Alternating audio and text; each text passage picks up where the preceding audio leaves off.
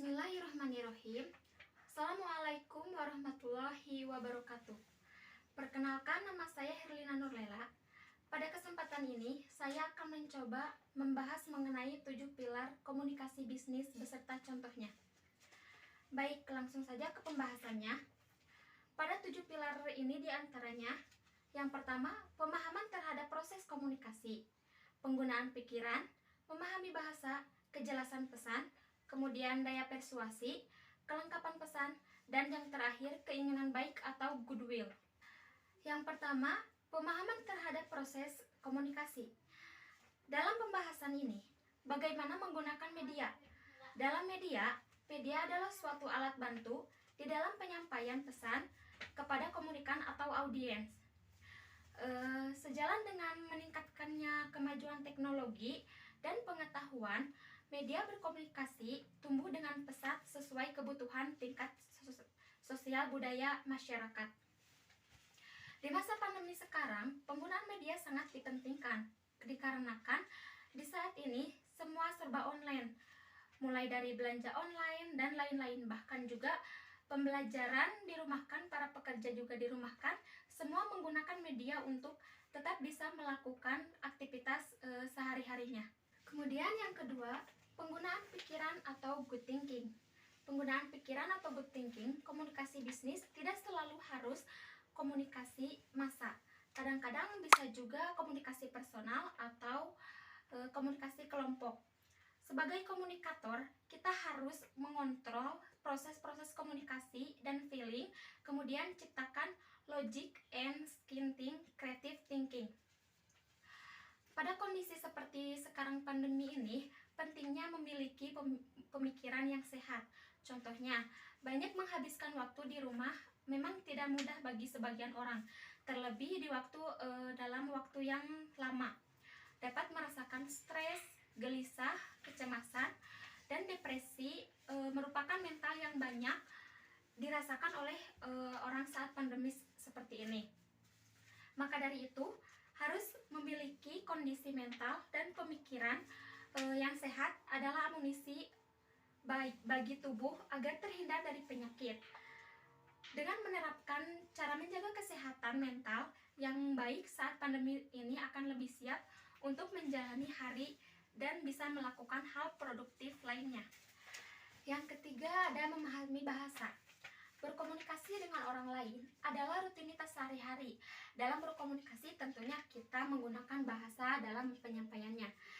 Bahasa dibentuk oleh kaidah atau serta pola yang tidak boleh dilanggar agar tidak menyebabkan gangguan pada komunikasi yang terjadi. Kaidah, aturan, dan pola-pola yang dibentuk mencakup tata bunyi, tata bentuk kalimat, agar komunikasi yang dilakukan berjalan dengan lancar dan baik. Penerima dan pengirim bahasa harus menguasai bahasanya. Adapun faktor perasaan juga mungkin berperan selagi COVID-19 ini merambah ke berbagai tempat dan menghancurkan berbagai kepastian. Sejumlah orang memutuskan bahwa kini saatnya mewujudkan rencana dalam hidupnya. Kemudian yang keempat, dalam 7 pilar komunikasi bisnis itu ada kejelasan pesan. Kejelasan pesan dalam komunikasi bisnis, pesan yang harus dapat diterima dengan baik dan jelas oleh komunikan. Oleh karena itu, digunakan kalimat pendek, singkat, dan gamblang. Karena dengan kata-kata yang panjang dan berbelit-belit dapat menimbulkan persepsi yang berbeda antara komunikator dan komunikan. Kejelasan dalam berkomunikasi harus menggunakan bahasa dan pengemasan informasi yang jelas. Di saat pandemi seperti ini, proses kegiatan belajar mengajar menjadi terhambat. Namun, harus tetap berjalan karena komunikasi antara dosen dan mahasiswa tidak boleh berhenti meskipun adanya COVID-19 di tengah melanda. Namun, harus tetap berjalan dengan lancar. Yang selanjutnya ada daya persuasi. Persuasi yang efektif adalah kemampuan untuk menyampaikan suatu pesan dengan cara membuat audiens, pendengar atau pembaca merasa mempunyai pilihan dan membuat setuju. Beberapa bulan yang lalu, pemerintahan Indonesia menerapkan physical distancing hingga pembatasan sosial berskala besar atau PSBB di berbagai daerah. Awalnya masyarakat banyak yang tidak setuju Akan tetapi agar tidak menyebarluaskan virus, maka akhirnya masyarakat setuju dengan pemberlakuan PSBB di berbagai daerah ini. Yang selanjutnya itu ada kelengkapan pesan. Kelengkapan pesan, sampaikan pesan secara utuh dan lengkap karena berbahaya bagi komunikator dan dalam dunia bisnis jika menyembunyikan dari komunikannya. Kelengkapan ini diperlukan agar komunikasi clear dan efektif.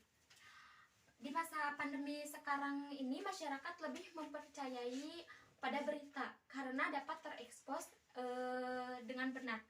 Akan tetapi ada juga oknum yang tidak bertanggung jawab dengan menggunakan media sosial dan membuat berita yang tidak benar.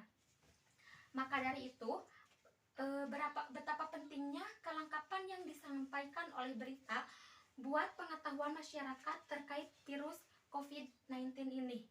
Yang terakhir dari 7 pilar komunikasi bisnis itu ada keinginan baik atau goodwill.